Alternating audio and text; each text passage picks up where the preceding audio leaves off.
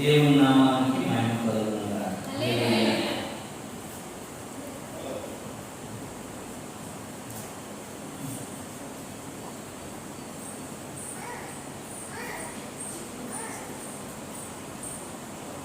Okay, కొరింథీయులకు రాసిన పత్రిక 5వ అధ్యాయం 2వ పత్రిక, కొరింథీయులకు రాసిన 2వ పత్రిక 5వ అధ్యాయం 10వ వచనాన్ని జ్ఞాపకం చేసుకున్నాం. తాను జరిగించిన క్రియల చొప్పున అవి మంచివైనవి సరే చెడ్డవైనవి సరే దేహంతో జరిగించిన వాటి ఫలమును ప్రతివాడు పొందినట్లు మనమందరము క్రీస్తు న్యాయపీఠం ఎదుట ప్రత్యక్షము కావలెను. దేవునికి స్తోత్రము కలుగును గాక. పరిశుద్ధుడా జీవము కలిగిన మా తండ్రి, ఈ మాట ద్వారా మమ్మల్ని సంధించండి, మమ్మల్ని దర్శించండి. ఈ మాట ద్వారా మా జీవితాలకు కావాల్సిన కృప అనుగ్రహించండి. మేము ఎలా ఉన్నామో, ఈ లోకంలో మమ్మల్ని శరీరంలో ఉంచిన నీవు ఆ శరీరంలో మేము ఎలా బ్రతుకుతున్నాము అన్నది మమ్మల్ని మేము పరిశీలన చేసుకొని మీ న్యాయ తీర్పులోకి రాకుండా మీకు మాకు ఇస్తున్నాను. యేసునామములో అడుగుతున్నాను. ఆమేన్. న్యాయ తీర్పులో నీవు నేను నిలిచెదము తుది తీర్పుకై, నిత్య జీవము నిత్య నరకము నాదుడేసుడే తీర్చెనుగా. న్యాయ తీర్పులోనికి నీవు నేను, ఎందుకనగా తాము జరిగించిన క్రియలు చొప్పున అవి మంచివైనను సరే చెడ్డవైనను సరే దేవునితో జరిగించిన వాటిని ఫలం ప్రతివాడు పొందినట్లు మనందరము క్రీస్తు న్యాయపీఠం ఎదుట ప్రత్యక్షము కావలను.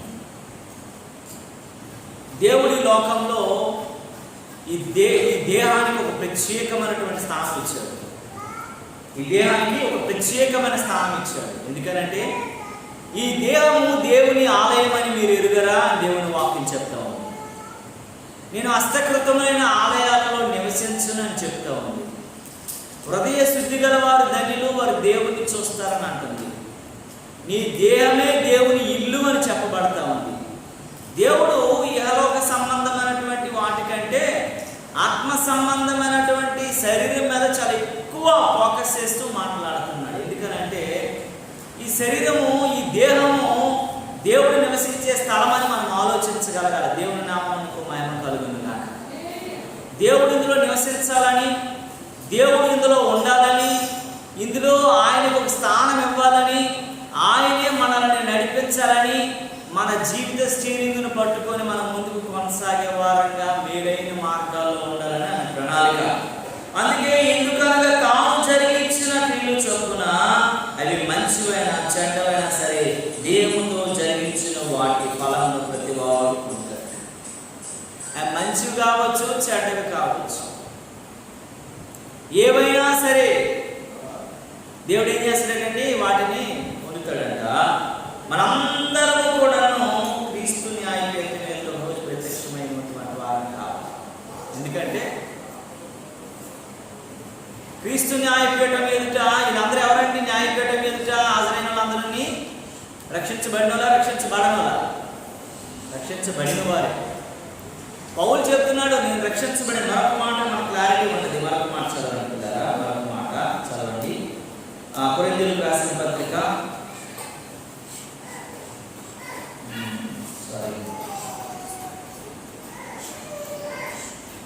3:11.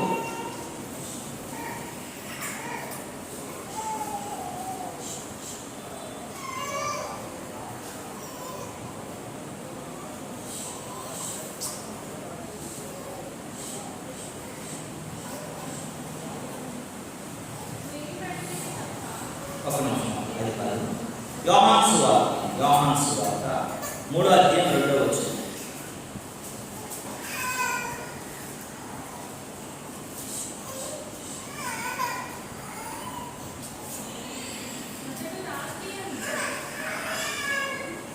మొదటి యోహాను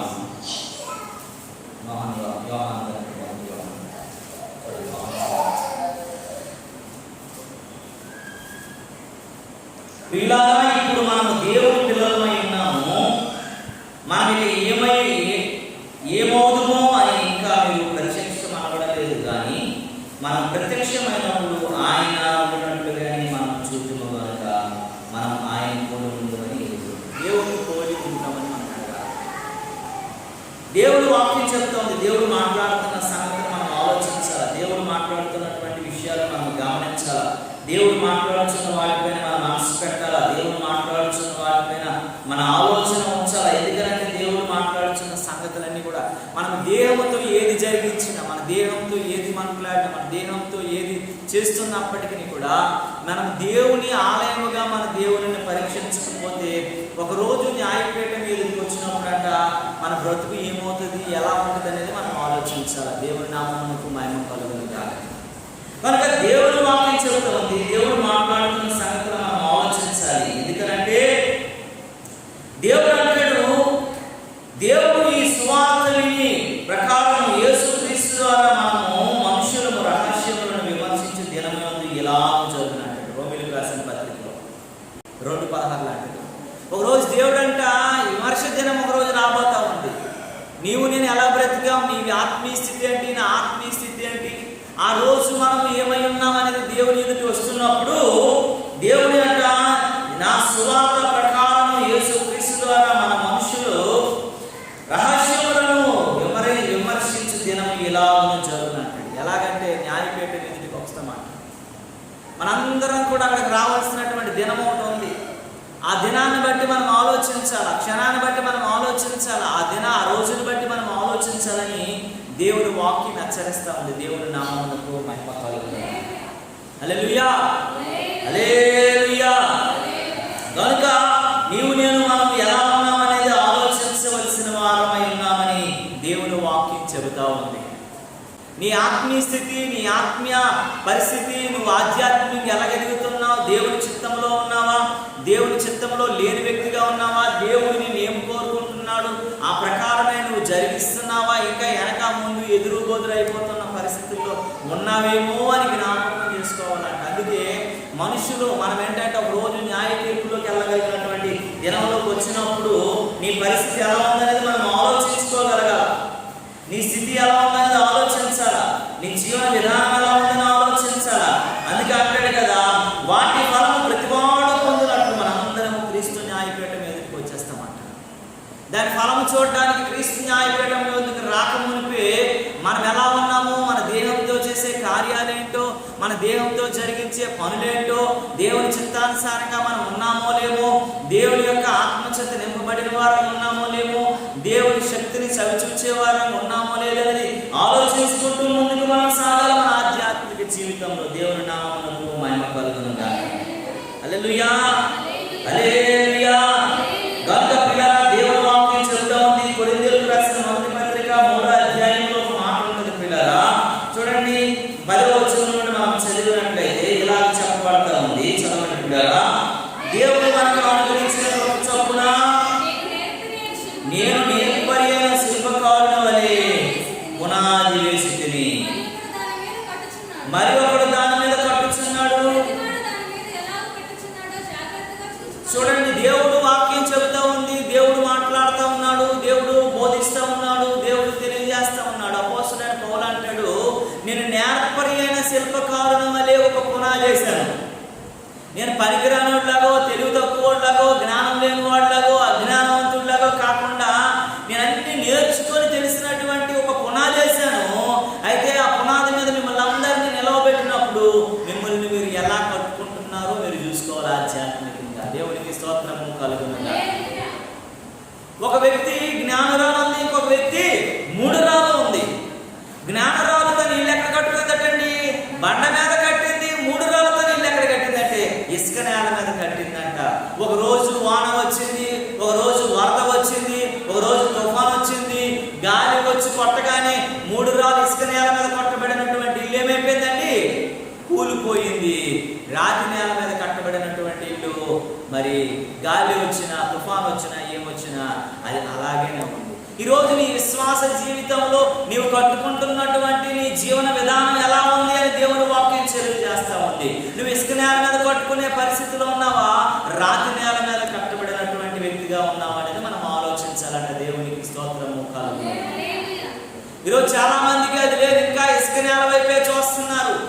ఈజీగా కట్టబడుతుంది కదా, చాలా త్వరగా అయిపోతుంది కదా, చాలా లోతుకి ఎంత లోతైనా తవ్వడానికి ఈజీగా ఉంది కదా, పెద్ద పనిముట్లు అవసరం లేదు కదా అని ఆలోచిస్తున్నారు. కానీ ఒకరోజు కూలిపోగలిగినటువంటి స్థితికి వెళ్ళిపోతుందని మనుషులు ఆలోచించలేని వారైనా దేవుని నామమునకు మహిమ కలుగునుగా. అందుకే అంటున్నాడు, నేను నేర్పరి అనే శిల్పకారుడు వలె ఉన్నాను అంటున్నాడు. చూడండి, ఈ మాట చాలా జాగ్రత్తగా గమనించాలి. మనం ఒక శిల అయితే, మనం ఒక శిల అంటే ఏంటండి, ఒక రాయి అయితే అది నిరాకారమైనదే. అది దేనికైనా వాడుకోవచ్చు, ఎక్కడైనా పడేయవచ్చు, ఏ రకంగా ఉపయోగించుకోవచ్చు. అది యోగ్యత ఉండదు, దానికి పేరు ఉండదు, దానికి ఒక ప్రత్యేకత ఉండదు, దానికి ఒక విధానం ఉండదు, దానికి ఏ రకమైనటువంటి ఆటంకం అడ్డు ఉండదు. ఎందుకంటే అది ఒక శిల మాత్రమే, ఒక రాయి మాత్రమే. అది ఒక శిల్పకారుని చేతిలోకి వెళ్ళినప్పుడు, నిరాకారమైనటువంటి రాయి చెక్కబడుతున్నప్పుడు, ఆ చెక్కబడిన తర్వాత ఒక స్వరూపంలోకి ఆకారంలోకి వచ్చినప్పుడు, ఆ ఆకారమును బట్టి దానికి ఒక విలువ పెరుగుతుంది, ఆకారమును బట్టి దానికి ఒక ఆకర్షణీయం పెరుగుతుంది, ఆకారమును బట్టి దానికి ఒక విలువ, దాన్ని ఆకర్షించగలిగి దాన్ని మెచ్చుకోగలిగిన వ్యక్తిగా ఉంటారు. దాని అందచందాలు వివరించడానికి అవుతుంది, దానికి ఒక వాల్యూ పెరుగుతుంది, దానికి ఒక రేట్ వస్తుంది, దానికి ఒక విలువ ఉంటుంది, దానికి ఒక గొప్పతనం ఉంటుంది. ఎక్కడ పెట్టినప్పటికీ కూడా దానికి ముందు అది అనుభవించవలసింది ఏంటంటే చెక్కబడగలిగిన అనుభవంలోనికి రాగలగాలి. శిల్పకారుని చేతిలో శ్రమ అనుభవించగలిగిన అనుభవంలోనికి రాగలగాలి. శిల్పకారుని చేతిలో అనేక రకాలైనటువంటి ఆ మలుపుని తిప్పగలిగినటువంటిదిగా ఉండగలగాలి. అలాంటప్పుడే దాని వాల్యూ పెరుగుతుందని దేవుని వాక్యం చెప్పబడుతుంది. దేవుని నామమునకు మహిమ కలుగును. దేవుడు ఒక నేర్పి అనేటువంటి శిల్పకారుడు. దేవుని మాటలు మనకి అవి సుత్తి దెబ్బలు లాంటివి కనుక ఎవడైనా సరే బాలుడు నడవవలసి దేని చేత వాడు ఎట్లా శుభ్రపరుచుకుంటాడు తన జీవితాన్ని, వాక్యము చేత మాత్రమే సరి చేసుకుంటాడు. బాలుడు దేని చేత తన యొక్క జీవితాన్ని సరి చేసుకుంటాడు, తన బ్రతుకును సరి చేసుకుంటాడు. దేవుని వాక్యం చెప్తుంది, దేవుని మాట ద్వారా. దేవుని మాట శుద్ధి వంటిది కాదని అంటాడు. ప్రతిదాన్ని సరి చేయగలుగుతాడు, ప్రతిదానిని వంపు శంపులన్నింటినీ తీసేస్తుంది, సరి చేయగలుగుతుంది, సరైనటువంటి మార్గంలో ఉంచగలుగుతుంది. కావున దేవుని వాక్యం చెప్తుంది, నువ్వు నేర్పరి అయినటువంటి శిల్పకారుని చేతిలోకి రాగలగాలంట. దేవుని వాక్యం చెప్తావు. నువ్వు శిలగా మిగిలిపోవడానికి వీల్లేదు. నువ్వు ఏ యొక్క పేరు ప్రఖ్యాత లేని వ్యక్తిగా మిగిలిపోవడానికి వీల్లేదు. నీ ఏ ఆకారం లేనటువంటి నిరాకారంగా మిగిలిపోవడానికి వీల్లేదు. నీకే సౌందర్యము అందం లేని వ్యక్తిగా మారిపోవడానికి వీల్లేదు. నీకు ఒక పేరు ప్రఖ్యాత లేని వ్యక్తిగా మారిపోవడానికి వీల్లేదు. నీకు ఒక ఏ విలువ రేటు లేనటువంటి వ్యక్తిగా మారిపోవడానికి వీల్లేదు. దేవుని వాక్యం చెప్తుంది, నువ్వు శిలగా కాదు, నేర్పడైనటువంటి శిల్పకారుని చేతిలోకి వచ్చినప్పుడే నువ్వు చెక్కబడగలిగిన అనుభవంలోకి వస్తావు. దేవుని నామమునకు మహిమ. అంతవరకు నీ జీవితం మార్పు ఉండదు. నీ జీవితం అక్కడ చేసిన గొంగలు అక్కడలాగే మిగిలిపోతుంది. ఒక శిలగానే ఉండిపోతావు కనుక శిల్పకారుని యొక్క స్థితిలోనికి రావని దేవుని వాక్యం చెప్తాను. 11వ వచనంలో అంటాడు, వేయబడినది తప్ప మరి ఒక పునాది ఎవరు కూడా వేయనారు, ఈ పునాది క్రీస్తే అంటాడు. నేర్పైన శిల్పకారుడు వేసినటువంటి ఒక పునాది మీద కట్టబడడానికి ఇది వేయబడింది. దేనికంట? మరొక పునాది ఎవరు కూడా వేయలేడంట. అలాంటి పునాది ఒకవేళ వేస్తే కూలిపోయే పునాది, పడిపోయే పునాది, నలిగిపోయే పునాది, చిరిగిపోయే పునాది, చిందరబందరైపోయి శిథిలావస్థకు వచ్చే పునాది కనుక వేయలేడు. కనుక ఈ పునాది ఎవరికి? క్రీస్తు మీద మనం కట్టబడగలగాల. క్రీస్తు మీద, క్రీస్తు అనే బండ మీద కట్టబడగలగాల. మనం ఏ గాలి, ఏ శ్రమ, ఏ బాధ, ఏ కష్టం వచ్చినప్పటికీ తూలిపోక నిలవబడగలగడానికి కావలసినటువంటి అనుకూలమైనటువంటి స్థలమని మనం జ్ఞాపకం చేసుకోగలగాలి. సిమ్ముడు 3:13 అంటాడు, ఎవడైనా ఈ పునాది మీద బంగారము, వెండి, వెలగల, రాళ్ళు, కర్ర, గడ్డి, కొయ్యకాళ్ళు మొదలైన వాటితో కట్టినయాల వాని పని కనబడును, ఆ దినమున దానిని జాగ్రత్తపరచబడును, అగ్ని చేత బయలుపరచబడును, మరియు వాని పని ఏంటిదో దాన్ని అగ్ని పరీక్షించు. దేవుని నామమునకు స్తోత్రం. ఈ పునాది మీద ఒకడు వెండితోనూ, ఒకడు బంగారంతోనూ, ఒకడు రాళ్ళతోనూ, ఒకడు కర్రతోనూ, ఒకడు గడ్డితోనూ, ఒకడు కర్రతోనూ కట్టుకున్నట్లయితే దేవుని వాక్యం చెప్పబడుతున్న మాట ఏంటో తెలుసా? ఒక రోజు అంట పరీక్షించగలిగిన దినము, ఒక రోజు పరిశోధించగలిగిన దినము,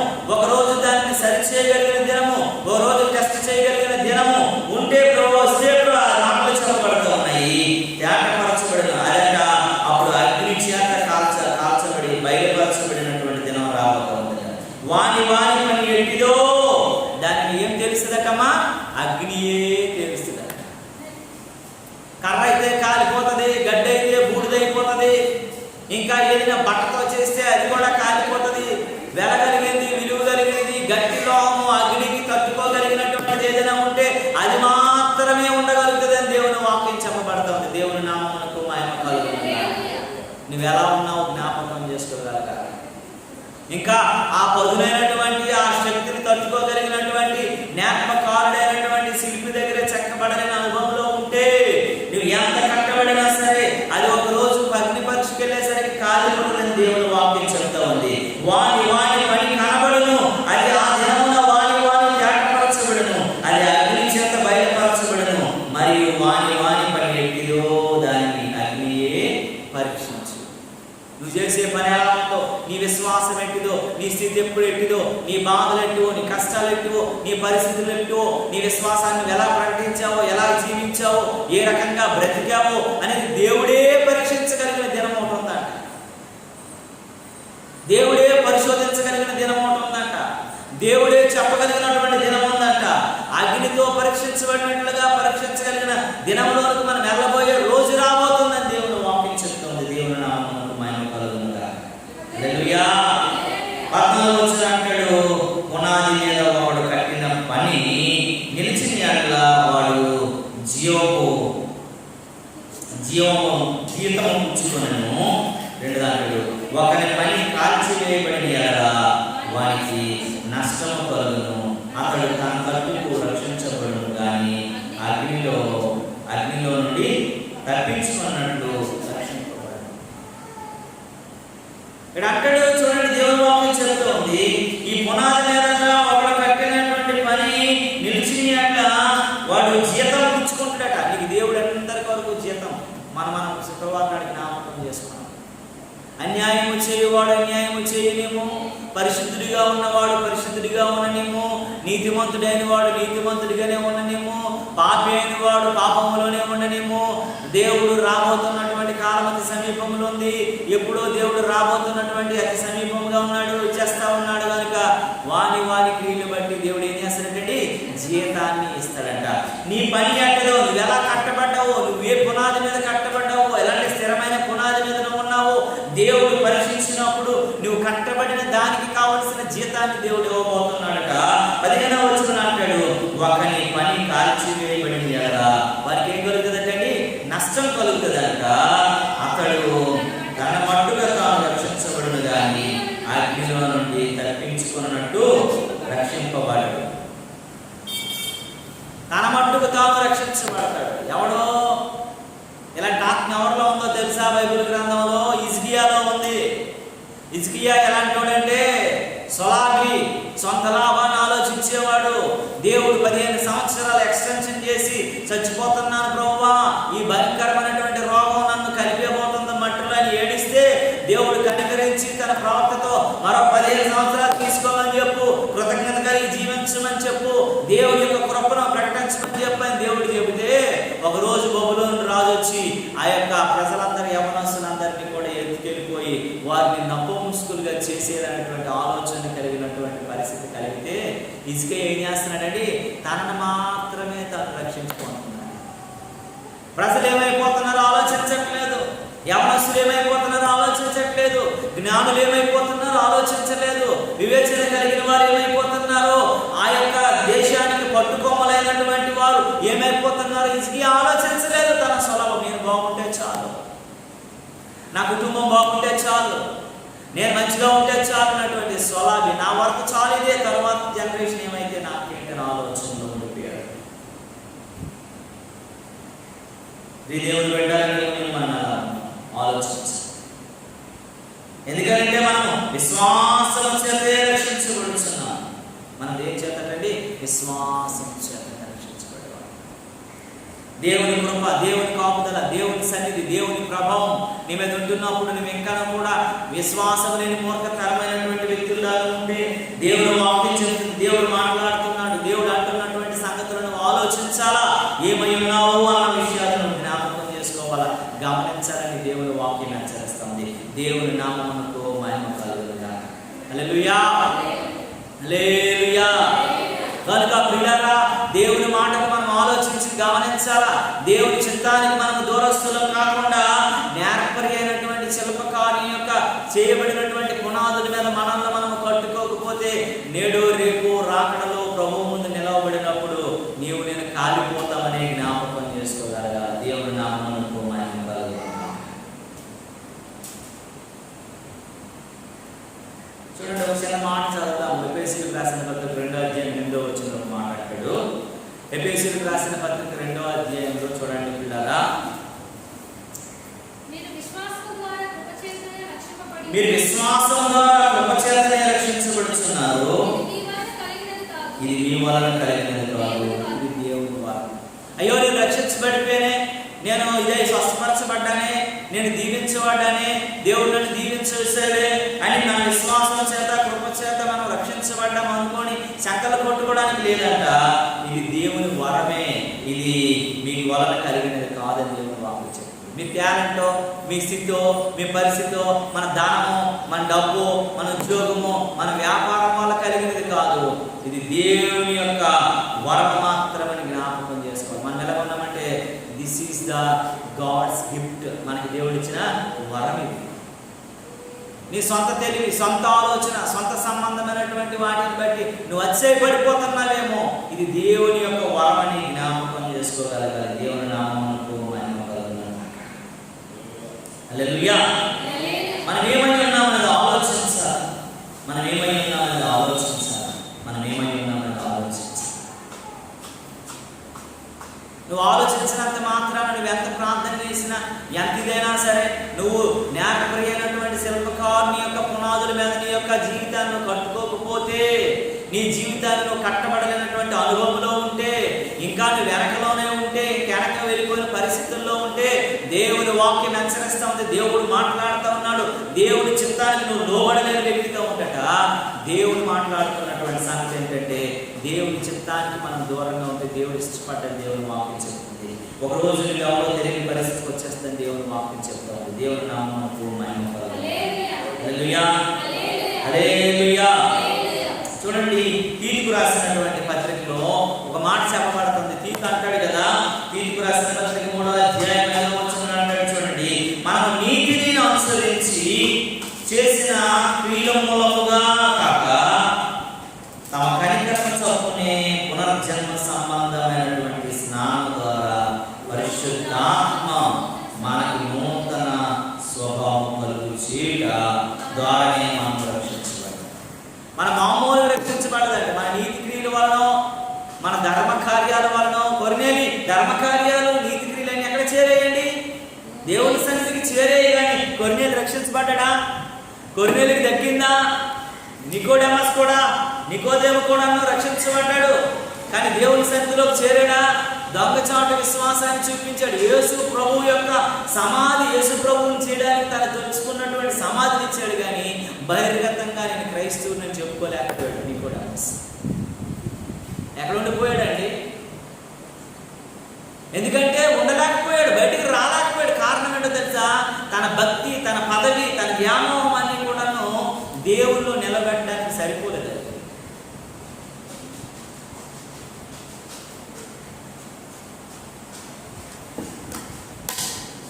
దేవుల్లో ఉండడానికి సరిపోలేదని దేవుని వాక్యం చెప్తుంది. దేవుని నామమునకు మహిమ కలుగును.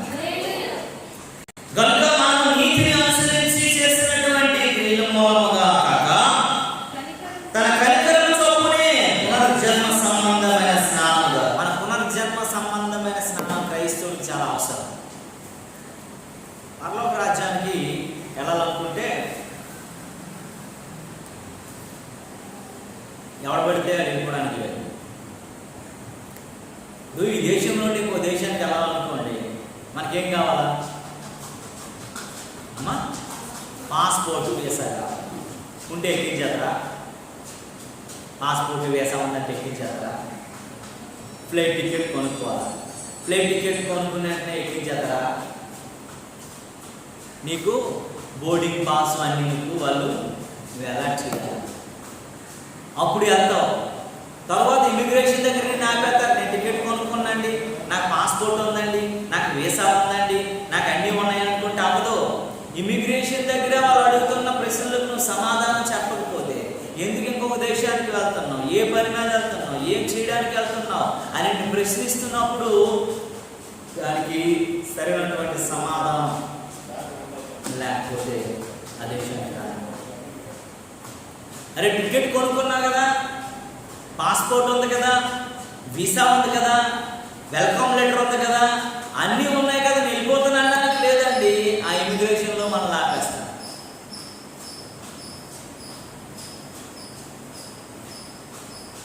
అమెరికా వెళ్ళినప్పుడు నాతో పాటు ఒక ఆయన ఉన్నాడు. ఆయన పెద్ద చదువు రాదు కానీ బాగా మాట్లాడటం వచ్చు. ఇద్దరం వెళ్ళాం. ఇమిగ్రేషన్లో చూపిస్తుంటే నేను అప్పటికి చెప్పాను, ఇమిగ్రేషన్కి వెళ్ళినప్పుడు ఏమైనా మాట్లాడుతున్నాడంటే వాళ్ళు అడిగేదానికి నువ్వు సమాధానం చెప్పు, ఎక్స్ట్రా చెప్పాలి. నేను లేనిపోని అని చెప్పినప్పుడు నువ్వు పక్కకు రామని చెప్పి లాగేశాను. నేను వెళ్ళిపోలేను, ఆయన కోసం నేను ఉండలేను. నాకు ఇమిగ్రేషన్ స్టాంప్ వేశారు, ఆయనకి ఆపేశారు. తర్వాత మళ్ళీ మాట్లాడి ఆయనకి సరైనటువంటి మాట్లాడడం తెలియదండి, లాంగ్వేజ్ ప్రాబ్లం అండి, అదండి ఇదండి అని చెప్పినప్పుడు అవన్నీ చూపించినప్పుడు అప్పుడు మళ్ళీ వారికి ఇలా బయటకు ఆ దేశంలోకి రావడానికి విడిచిపెట్టారు. ఎందుకనంటే మనం చాలా జాగ్రత్తగా గమనించాలి, ఆలోచించాలి. నీకు నచ్చినట్లు చేయడానికి లేదండి. అలాంటిది ఈ లోకంలో, ఈ దేశంలో ఇంకో దేశానికి వెళ్ళడానికి ఇన్ని ఆంక్షలు ఉంటే, నువ్వు భూలోకం నుండి పరలోకంకి వెళ్ళడానికి, పరిశుద్ధులు నివసించే స్థలం, పాపాత్మ ఉన్న స్థలం నుంచి పరిశుద్ధులున్న స్థలంకి వెళ్ళడానికి, మనుషులునే స్థలం నుంచి దేవుడు నివసించే స్థలంకి వెళ్ళడానికి ఇన్ని ఆంక్షలు ఉంటాయండి. అందుకే కావాలి, ప్రతిదానికి కావాలి, అన్నీ ఉన్నాయనుకుంటే అవ్వడానికి లేదు. ఫర్ ఎగ్జాంపుల్ మనము టికెట్ తీయకుండా జోబీలుంటే 2 లక్షల రూపాయలు వేసుకుని వెళ్ళాం. టికెట్ 30 రూపాయలు. నా ఏమనుకుంటున్నా, నా జోబీలో 2 లక్షలు ఉన్నాయంటే టికెట్ కరెక్ట్ ఊరుకుంటాడా? నీకు 2 లక్షలు ఉంటే 20 లక్షలు ఉంటే వెళ్ళిపోతున్నా టికెట్ తీయనంటే. ఇది భూలోకంలో ట్రైన్ ప్రయాణమో ఫ్లైట్ ప్రయాణమో కాదు, రాసేయడానికి, ఫైన్ రాసేసి ఎక్కించేయడానికి.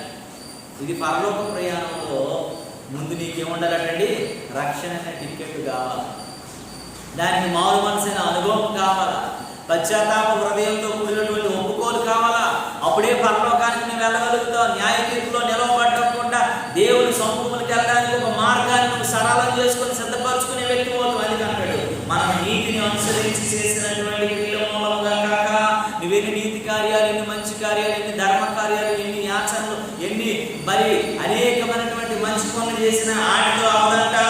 తన కనికరము చొప్పునే పునర్జన్మ సంబంధమైన స్నానం, బాప్తిస్మం ద్వారా మాత్రమే పరలోక రాజ్యంలోనికి ప్రవేశించడానికి ఒక మార్గాన్ని మనం ఏర్పాటు చేసుకుంటున్నాం. పునర్జన్మ అంటే ఏ లోకంలోకి జన్మ సంబంధించింది. ఈ లోకంలో మనం చేసిన పాపములను బట్టి మనం మరణానికి వెళ్ళిపోవాలి, నరకానికి వెళ్ళిపోవలసింది కనుక దాని నుంచి తప్పించాలంటే నువ్వు ఇంకొక జన్మ పొందాలనుకున్నట్లయితే పునర్జన్మ సంబంధమైన స్నానం నీకు కావాలా. అదే బాప్తిస్మ స్నానం కావాలి. నీ మారు మనసు సంబంధమైన స్నానం కావాలి. నీ పాపపు ఒప్పుకోలు సంబంధమైన స్నానం కావాలి. దాని ద్వారా మాత్రమే పరలోక రాజ్యంలోకి ఎంట్రీ ఉంటుంది. అది నీ జీవితానికి ఒక ఎంట్రీ పాస్ లాంటిది. దానికి ఒక అర్హత సాధించగలిగినటువంటి ఒక గ్రాడ్యుయేషన్ లాంటిది.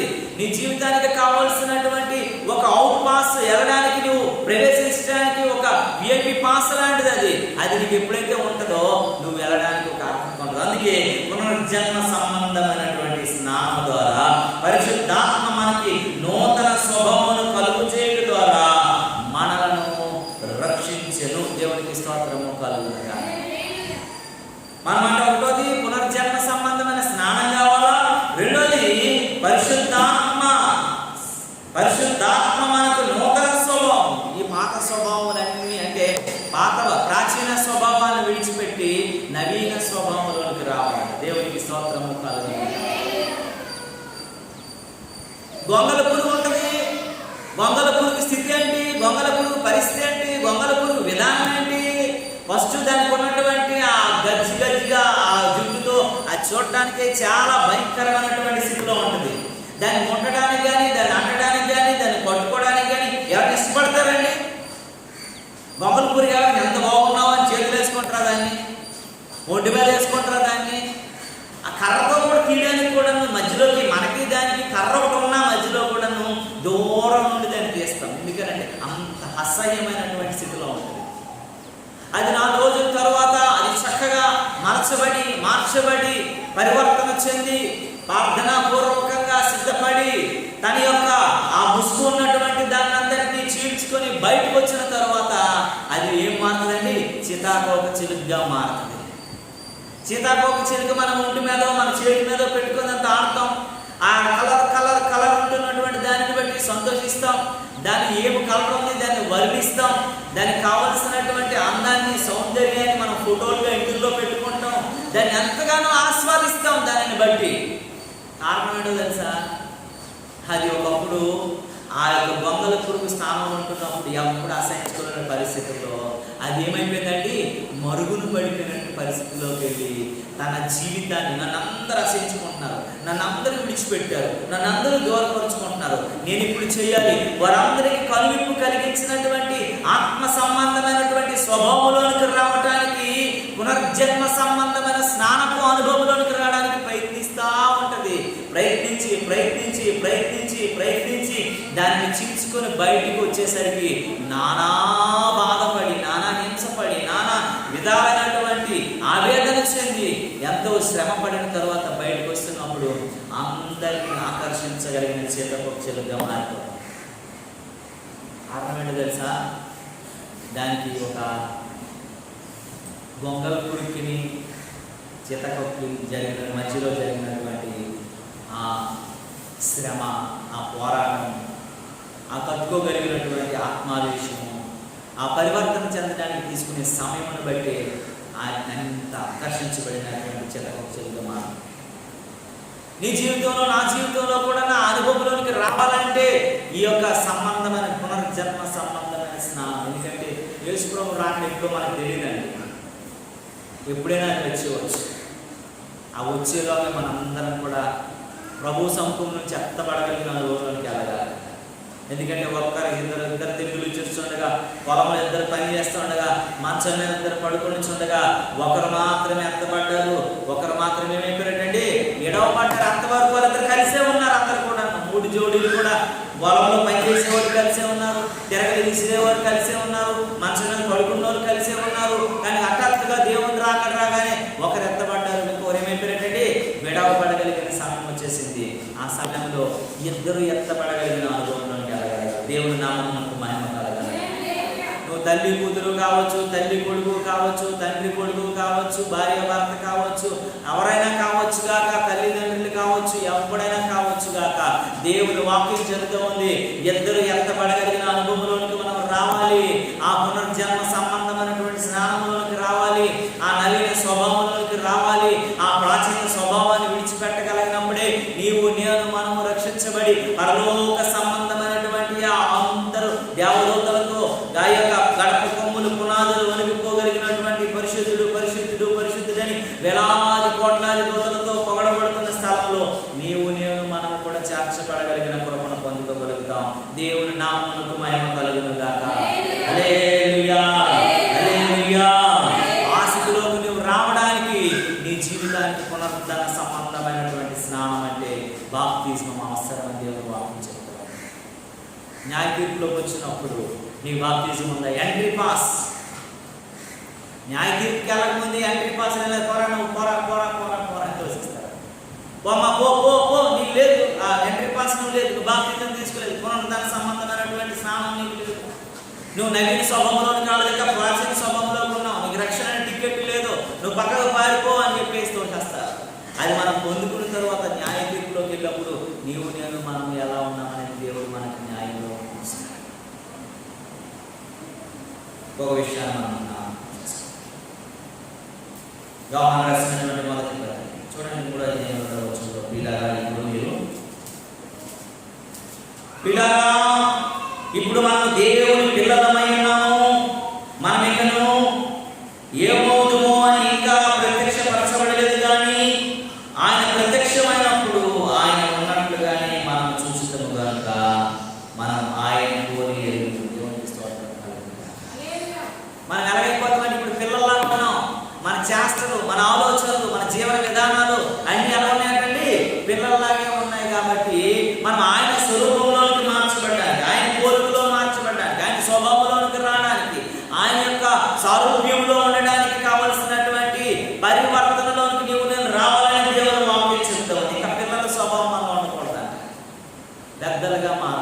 అందుకంటాడు కదా, మీరు పిల్లవాడైనప్పుడు పిల్లవాడిని చేష్టల వల్లే ఉన్నారు, ఇక మీరు పెద్దవాడైనప్పుడు ఎలా ఉండాలంటే పెద్దవాడిని వల్లే ఉండాలని దేవుడు వాక్యం. పిల్లవాడిగా ఉన్నప్పుడు పిల్లవాడిని చేష్టలో, అల్లరి చేష్టలో, చిల్లరి చేష్టలో కాదంట. మనం పెద్దవాళ్ళమైనప్పుడు పెద్దవాళ్ళని అనుభవంలోకి రాగలిగే దేవుడు నామమునకు మహిమ కలుగును. 3 వ్యక్తుల్ని మీకు డిఫరెంట్ వ్యక్తులు నేను చూపించి ముగిస్తాను కదా. ఈ వ్యక్తులు ఎలా ఉన్నారని మనం ఆలోచించాలి ఒకసారి. ఈ 3 రకాలైనటువంటి వ్యక్తులు అంటే డిఫరెంట్ 3 సంబంధమైనటువంటి వ్యక్తులు చూపిస్తాను. ఒకసారి మత్తయి సువార్త తెరవండి, 25వ అధ్యాయంలో 21వ వచనంలో అంటాడు. మత్తయి సువార్త 25వ అధ్యాయం 21వ వచనం. ఇలాంటి పిల్లగా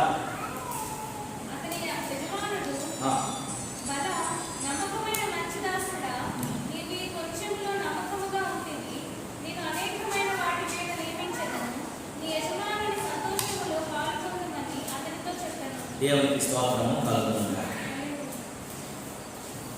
26వ వచనం.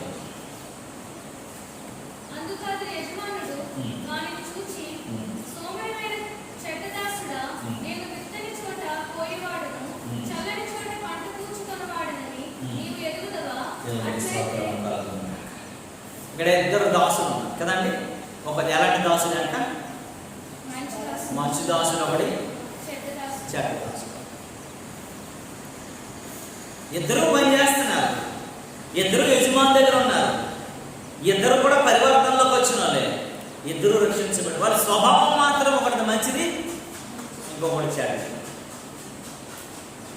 మనం దేవుని దృష్టిలో మనం ఎలాంటి వారమై ఉన్నామనేది ఆలోచించగలగాలి. మన స్వభావం ఎలా ఉంది, మన ఆలోచన ఎలా ఉంది, మనం చెడ్డదాసులుగా ఉన్నామా మంచి బిడ్డలుగా ఉన్నామనేది మనం పరిశీలనకు రావాలి. ఎందుకు న్యాయ తీర్పులోకి వెళ్ళినప్పుడు దేవుడు అంటే ఆ మంచి చెడ్డని ఏర్పరిచేస్తాడు. ఒకటి జీవ మార్గము, రెండోది మరణ మార్గము. మీ ఎదుటే నేను ఉంచాను అంటాడు. 2 మార్గాలు ఉన్నాయి. ఒకటి మంచి దాసుడు ఒకటి ఉంది, చెడ్డ దాసుడు ఒకటి. ఆ 2 దాసుల్లో నువ్వు ఏ దాసుడిగా ఉండదన్నావు. అందుకే నేర్పరైనటువంటి శిల్పకారుని దగ్గర నువ్వు చెక్కబడగలిగిన అనుభవంలోనికి రావాలి. ఒకవేళ ఇంకా నీకు చెడు, ఇంకా నీకు హేయమైనది, ఇంకా ఇష్టమైనది, ఇంకా అయోగ్యత కలిగింది ఒకవేళ ఉన్నట్లయితే నువ్వు చెక్కబడగలిగిన అనుభవంలోనికి రావాల్సిన వాడమై మనం ఉన్నాము అని దేవుని వాక్యం చేస్తాము. దేవుని నామమునకు మహిమ కలుగును. ఇంకొక మాట జ్ఞాపకం చేసుకుందాం. ఒకటది చెడ్డ దాసుడు, మంచి దాసుడు గురించి. రెండో చూడండి, కొరింథీయులకు రాసిన మొదటి పత్రిక 3వ అధ్యాయం 1వ వచనంలో,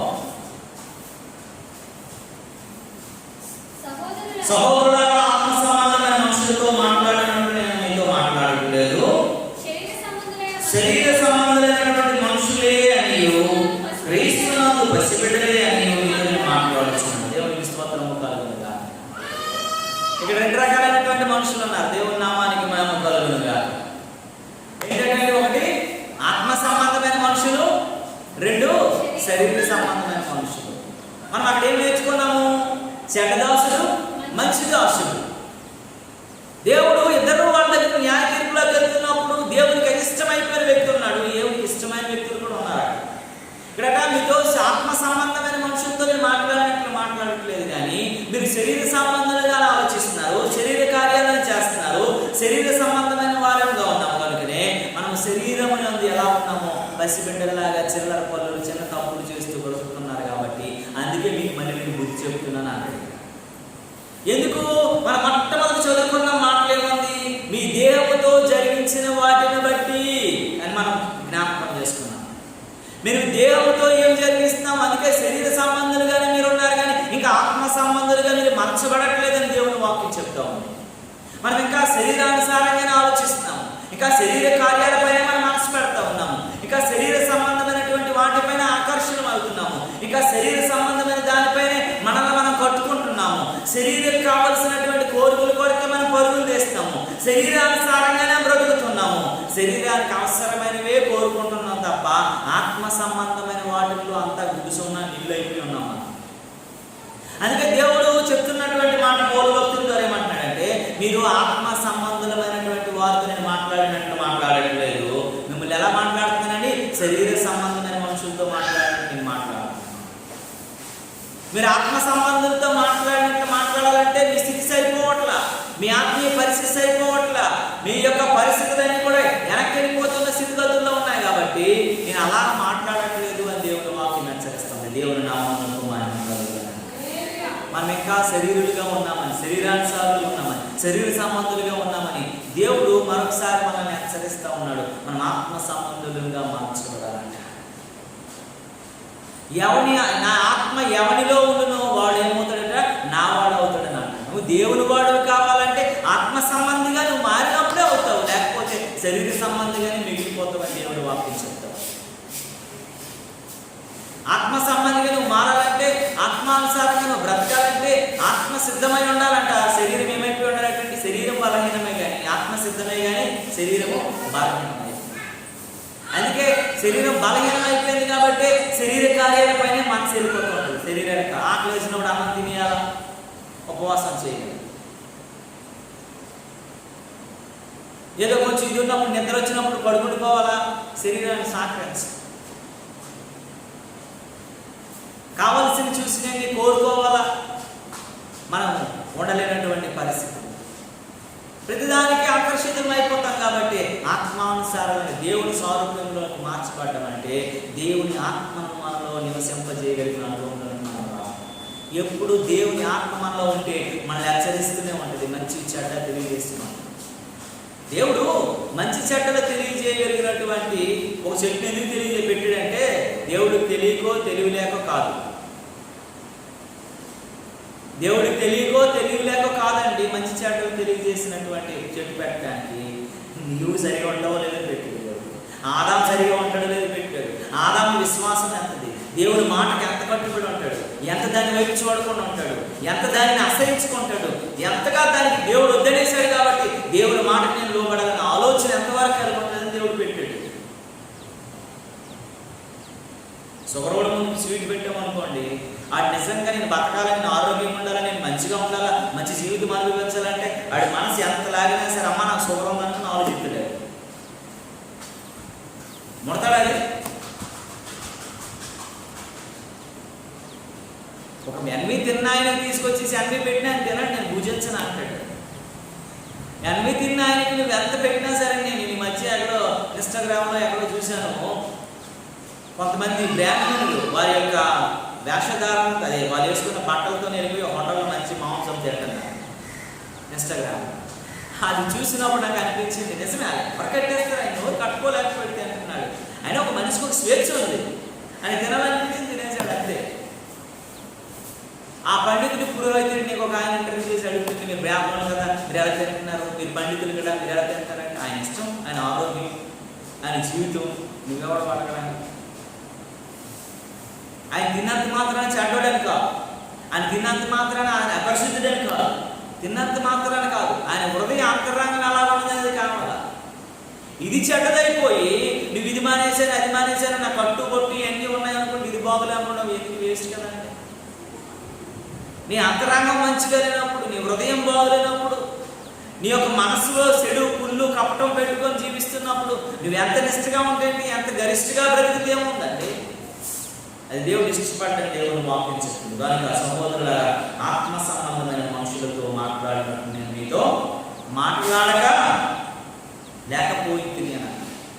మీరు ఆత్మ సంబంధాలు కాదు, ఇంకా శరీర సంబంధాలుగానే బ్రతుకుతున్నారు, కానీ వాళ్ళతో మాట్లాడినట్టు మీతో నేను మాట్లాడలేకపోతున్నాను. ఎందుకనంటే శరీర సంబంధాలైన మనుషులే అని క్రీస్తునందు పసిబిడ్డలే అని మీతో మాట్లాడవలసి వచ్చింది. మీరు శరీర సంబంధాలను కన్ఫర్మ్ చేసేసాడు పౌలు గారు. పౌలు గారు చెప్పిన మాట ఏంటి, మీరు శరీర ఆత్మ సంబంధాలైన ఇక్కడ మాట్లాడలేదు, మీరు ఆ యొక్క ఎడ్జ్లోనికి రాలేదు, ఆ పరిస్థితిలోనికి రాలేదు, ఆ స్థితిలోనికి రాలేదు, ఆ వచ్చే అనుభవంలోనికి ఇంకా మీరు ఇంకా నిల్లులో ఉన్నారు, ప్రయత్నించట్లేదు అని దేవుని వాక్యం చెప్తుంది. దేవుని నామమునకు మహిమ కలుగును.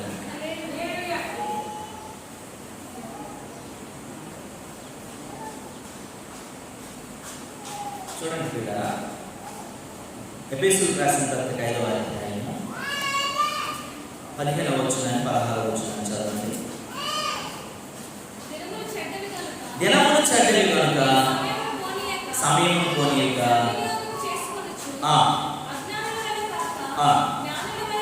దేవుని నామమునకు మహిమ కలుగును. ఫస్ట్ ఎవరిని జ్ఞాపకం చేసుకున్నాం? ఇద్దరిని జ్ఞాపకం చేసుకున్నాం. మంచి దాసుడు, చెడ్డ దాసుడు. రెండోది ఏంటి? ఆత్మ సంబంధమైన మనుషులు, శారీరక సంబంధమైన మనుషులు.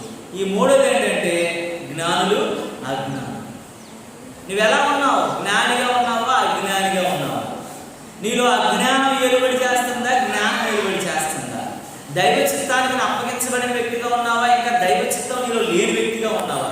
జ్ఞాన సంబంధమైన వ్యక్తిగా నడుస్తున్నావా, అజ్ఞానంలో బ్రతుకుతున్నావా అనేది మనం ఆలోచించుకోవాలంటే దేవుడి నామమునకు మహిమ కలుగును. నువ్వు ఎలా ఉన్నావు, ఏ స్థితిలో ఉన్నావు, ఏ పరిస్థితిలో ఉన్నావు అనేది మన విశ్వాసం బట్టి మనం ఆలోచించాలి. దేవుడి నామానికి మహిమ కలుగును. ఇంకా మనం అజ్ఞానంలాగా ఆలోచిస్తున్నామేంటో, ఇంకా అజ్ఞానంలో ఉంటే చాలా ప్రమాదమని ఒక గుడ్డోడికి త్రావ చూపించగలండి? ఒక గుడ్డువాడికి ఒక గుడ్డోడికి త్రావ చూపించగలరా? ఇద్దరు ఎందులో పడతారండి? గోతులో పడిపోతారు కదా. అందుకే ఒక అజ్ఞాని మంచి మార్గంలోకి నడిపించలేడు. కాబట్టి జ్ఞాన సంబంధులంగా మనం ఉండాలని దేవుడు వాక్యం చెప్తుంది. నువ్వు చెడ్డ దాసుడువా, మంచి దాసుడువా? చెడుని విసర్జించి మంచిని పట్టుకోగలిగినటువంటి ఆత్మ సంబంధమైన వ్యక్తిగా, ఎదగలిగే వ్యక్తిగా ఉన్నావా, ఇంకా వెనక్కి వెళ్ళిపోతున్న వ్యక్తిగా ఉన్నావని ఆలోచించుకోగలగా. రెండోదిగా నువ్వు ఆత్మ సంబంధమైన మనుషులువా, శారీరక సంబంధమైన? శరీర సంబంధమైన మనిషి అయితే శరీర కోరికల మీద మనస్సు పెట్టుకొని లోక సంబంధుడిగా మారిపోతావు. పరలోక సంబంధుడిగా మార్చబడలేవు. కాబట్టి ఆ ధన్యతను పోగొట్టుకునే వ్యక్తి అయిపోతావు. మూడవదిగా నువ్వు అజ్ఞానంలో ఉంటే, జ్ఞానం కలిగి లేకపోతే, అజ్ఞాన సంబంధం అయిపోతే, నీవు తెలివిగా సత్యాన్ని అనుసరించలేని వ్యక్తిగా, జ్ఞాన వివేచన చేయలేని వ్యక్తిగా, ఇంకా అజ్ఞానంలో నరకంలో కూరుకోవడానికి అవకాశాన్ని నీవే నీ శరీరానికి, నీ ఆత్మకు, నీ ప్రాణానికి చేసావని గుర్తు చేసుకుని ముందుకు కొనసాగాలి. దేవుని నామమునకు మహిమ కలుగును. అందుకే దేవుని వాక్యం చెప్తుంది, దేవుడు మాట్లాడుతున్నాడు, దినాలు చెడ్డవి కనుక సమయంలో పోనివ్వకూడదంట. సమయం చాలా విలువైనది. సమయం ఈరోజు మళ్ళీ ఇప్పుడు ఈ క్షణం రావాలంటే మళ్ళీ రాదు, మనం చూడలేము. అదే సమయం అనుకోని నిజంగా తెలివైన వాడైతే దినాలు చెడ్డ దినాల్లో మనం బ్రతుకుతున్నాం. కాబట్టి సమయాన్ని పోనివ్వక సద్వినియోగం చేసుకొని ఉన్న సమయంలోనే ఉపయోగించుకొని అజ్ఞాని వలె కాక జ్ఞాని వలె నడుచుకోవాలన్నట్టుగా ఎలా చూసుకోవాలంటే జాగ్రత్తగా చూసుకోవాలి. దేవుని నామానికి మహిమ కలుగుతుంది. జాగ్రత్తగా చూసుకోగలగాలి. జాగ్రత్త లేని వ్యక్తిగా ఉండకూడదు. అజాగ్రత్తతో బ్రతకూడదు. జాగ్రత్త కలిగి ఉండే వ్యక్తిగా ఉండాలి. అజాగ్రత్త ఎక్కడ ఉందో అక్కడే ప్రమాదం పొంచి ఉంటుంది. అజాగ్రత్త ఎక్కడ ఉందో అక్కడే నువ్వు నష్టపోతావు. అజాగ్రత్త ఎక్కడ ఉందో అక్కడే నీ జీవితం పాడైపోతుంది. అజాగ్రత్త ఎక్కడ ఉందో అక్కడే నీవు స్థితిగతులు మారిపోతాయి. అక్కడే ఫెయిల్యూర్స్ ఎదురవుతాయి. అజాగ్రత్త కలిగి ఉన్నావనంటే నీ జీవితంలో నీవు జాగృతుడిగా ఉండాలి. జాగ్రత్త కలిగి బ్రతికే వ్యక్తిగా లేకపోతే పతన స్థితిలోకి నీ విశ్వాసం వెళ్ళిపోతుందని దేవుని వాక్యం హెచ్చరిస్తాము. దేవుని నామమునకు మహిమ కలుగును. హల్లెలూయా, హల్లెలూయా. నీవు నేను ఎలా ఉన్నాను? ఈ మూడు క్వాలిటీస్ మనలో లేకపోతే, ఈ మూడు క్వాలిటీస్ మనలో ఉండకపోతే మనము పతన స్థితిలోకి వెళ్ళిపోతాము. మన దేహంతో జరిగించిన వాటిని బట్టి మనము దేవుని వాక్యం చెప్తూ ఉంది. మన స్థితి, మన పరిస్థితి, మన ఆలోచన అని కూడా తారుమారైపోతాయని దేవుడు హెచ్చరిస్తూ ఉన్నాడు. దేవుని నామానికి మహిమ కలుగును. హల్లెలూయా. చివరికి ఒక మాట చెప్పి నేను ముగిస్తాను పిల్లరా. యోహాను రాసిన సువార్త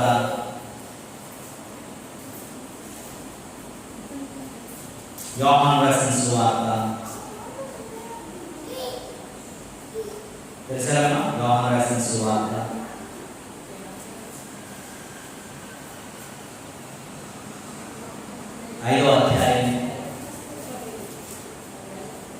24వ వచనం.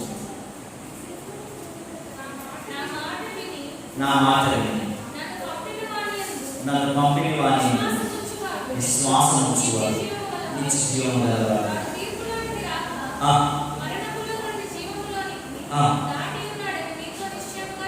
దేవునికి స్తోత్రము కలుగును.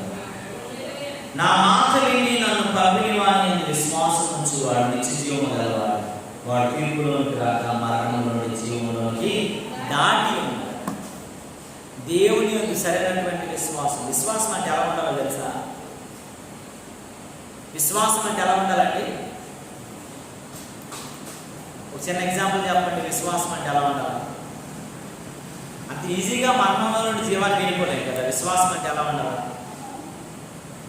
నమ్ముట నీ వలనైతే నమ్మువానికి సమస్తము. నీకు నమ్మకం ఉండాలి ఫస్ట్. ఎలాంటి నమ్మకం అంటే మోషే ఎర్ర సముద్రం కనబడగానే, మోషే ఎర్ర సముద్రంతో నువ్వు మాట్లాడాలంటే మాట్లాడాలి. మనకు చిన్న పిల్ల ఏరు ఉంటుంది కదా, రివర్, రెండు పాలు అయిపోయినట్టుగా దాని వైపు చూడాలంటే మనకు నవ్వు వస్తుంది ఫస్ట్. ఎందుకంటే ఏంటో నీకు అనిపించిందా, నాకు అనిపించిందా, చెరువులతోని రివర్లతోని మాట్లాడడం ఏంటి? అవి ఏమైనా శరీరం ఉన్న మనుషుల, ఆత్మ సంబంధమైన మనుషుల, తెలివన్న వివేచన కలిగిన జంతువా? అది ఒక చదివారు కదా మనం ప్రశ్నిస్తాం. మోసే విశ్వాసం ఏంటంటే దేవుడి మాట, దేవుడు చెప్పిన మాట, దేవుడు అన్న మాట. కాబట్టి దేవుడు కార్యం చేసిన విశ్వాసం తెర సముద్రంలో చూపించాడు. చూపించగానే దేవుడు ఏం చేసాడు? ఆ సముద్రాన్ని రెండు మాయలు. అది విశ్వాసం అంటే. దావీదు గాఢాంధకారపు లోయల్లోకి వెళ్ళను అన్నాడు. అక్కడ ఎలుగుబంట్లు ఉంటాయి ఏంటో, అక్కడ ఏమైనా ఉంటాయి ఏంటో, పెద్ద పురులు ఉంటాయి ఏంటో, సింహాలు ఉంటాయేమో అని దావీదు ఆలోచించలేదు. నాకు దేవుడు ఎలా ఉన్నాడు కాబట్టి నేను వెళ్తున్నానని చెప్పేది. అది విశ్వాసం అంటే. విశ్వాసం అంటే ఏంటో తెలుసా?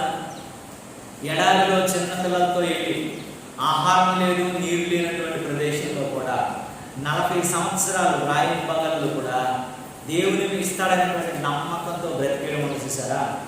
పండించిన పంట, నీరు లేని పంట, ఏమీ చేయలేనటువంటిది, వీడి విత్తలేదు, పోయలేదు, దున్నలేదు, ఓడ్చలేదు, నీరు కట్టలేదు, ఏమి చేయకుండానే ఆకాశం నుండి రెడీమేడ్ ఫుడ్ పడిపోయింది సరా. విశ్వాసం అంటే అది. దేవుడికి స్తోత్రం కలుగుతుంది.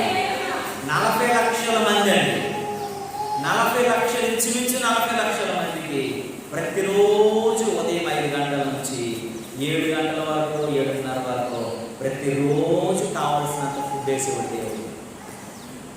నువ్వు జొమాటోలోనో, టమాటాలోనో, స్విగ్గీలోనో, బగ్గీలోనో బుక్ చేసుకుంటే కొంచెం లేట్ అవ్వచ్చు, కొంత రాకపోవచ్చు, కొన్ని అనివార్య కారణాలు జరిగి ఉండొచ్చేమో, కానీ మాట తప్పలేని దేవుడు మాత్రము ప్రతిరోజు ఉదయం 5 గంటలు అయ్యేసరికి లేకముందే అలా పంపు తిరిగి పేరుకుపోయినటువంటి ఆహారాన్ని దేవుడు చూపించేవాడు.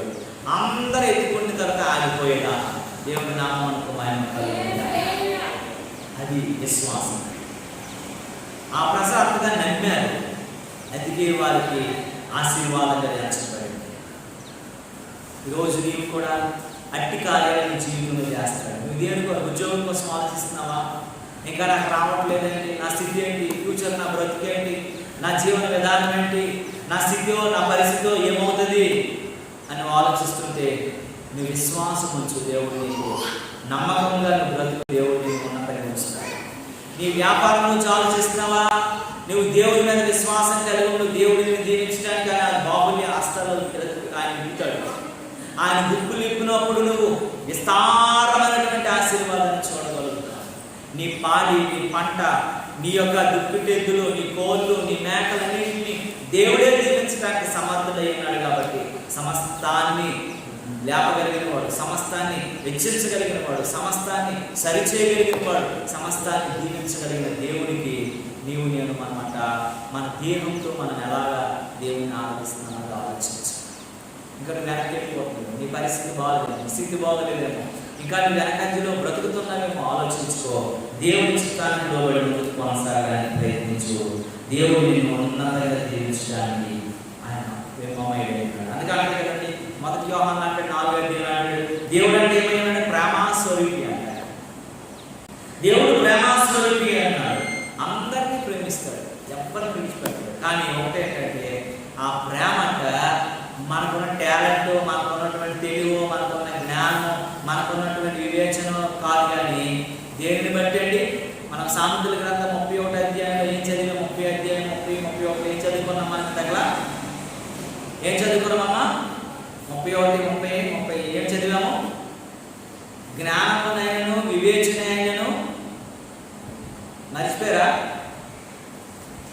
జ్ఞానమైనను, వివేచనైనను, తెలివైనను అవన్నింటిలో లేవి మనం సంపాదించుకోగలమండి.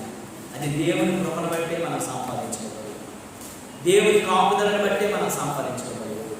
దేవుని ఉన్నత స్థితిని బట్టే మనం చూడగలుగుతాం. కనుక నేను మనం దేవుని యొక్క ఎదుటి నిలవబడడానికి కావాల్సిన క్వాలిటీస్.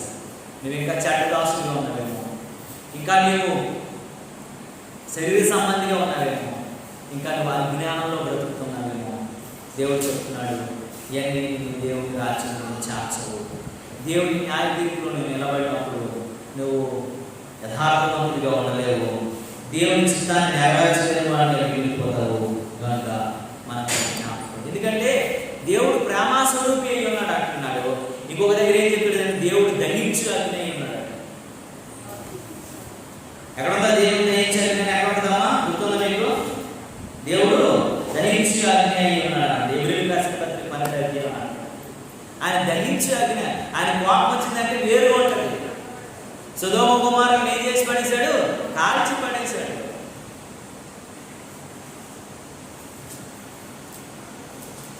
ఎంత గొప్పనైనా సరే ఎండబెట్టి వదిలేస్తాడండి. యోనా లాంటి వాడు ఏం చేశాడు? పాపం ఎండతో 40 దినాలు 40 పగల్లో మంచిగా సువార్త ప్రకటించాడని చెప్పేసి ఒక చిన్న చెట్టుని పెంచాడు, పెద్దగా చేశాడు, సాలో ఉంచాడు. ఆ చెట్టుని చూసి గర్వపడగానే దేవుడు 5 నిమిషాలు ఏం చేసిన చెట్టుని ఎండబెట్టి. అందుకే మనం దేనిని బట్టి కూడా అతిశయించబడకూడదు. ఈ అతిశయం ఎవరిని బట్టి అతిశయించాలంటే అతిశయించువాడు ప్రభువునందే అతిశయించాలి. ఇంకో దాన్ని బట్టి అతిశయించుకోవాలి. నువ్వు దేవుని బట్టి అతిశయించాలి, ప్రభువుని బట్టి అతిశయించాలి.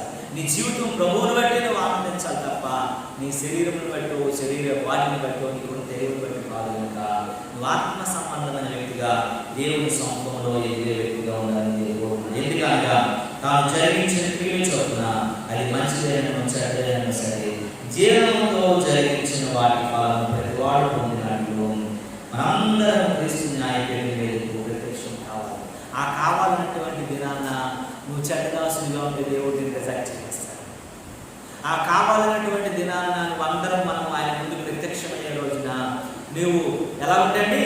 ఆ శరీర సంబంధమైన మనిషిగా ఉంటే దేవుడు రిజెక్ట్ చేస్తాడు. ఆ ప్రత్యక్షమైన దినాన మనము అజ్ఞానులుగా ఉంటే దేవుడు రిజెక్ట్ చేస్తాడు. కాబట్టి ఆత్మ సంబంధులుగా పెరగడానికి ప్రార్థనాపూర్వకంగా ప్రయత్నిద్దాం. చిత్తకోపం చెల్లగలిగితే పాపములు, శాపములు, అపరాధంలో, ఆ యొక్క ఉచ్చుల్లో, ఆ యొక్క వెంట్రుకలతో, ఆ అందవికారంగా ఇష్టంగా ఇలా బతికింది. తన జీవితం శ్రమల ద్వారా ఎలాగైతే చిత్తకోపం చెల్లిగా పరివర్తనలోకి వచ్చిందో నీ విశ్వాస జీవితంలో కూడా ప్రభువు ఎదుటి నిలవబడేసరికి నీ అజ్ఞానం తొలగిపోయి జ్ఞానవంతుడిగా మారాలి. చెడ్డదాసుడు అనిపించుకునే పేరు పోయి మంచి దాసుడిగా మార్చబడాలా. మూడోదిగా మనము ఆత్మ సంబంధమైన మనుషులు ఉండాలి, శరీర సంబంధం కాదు.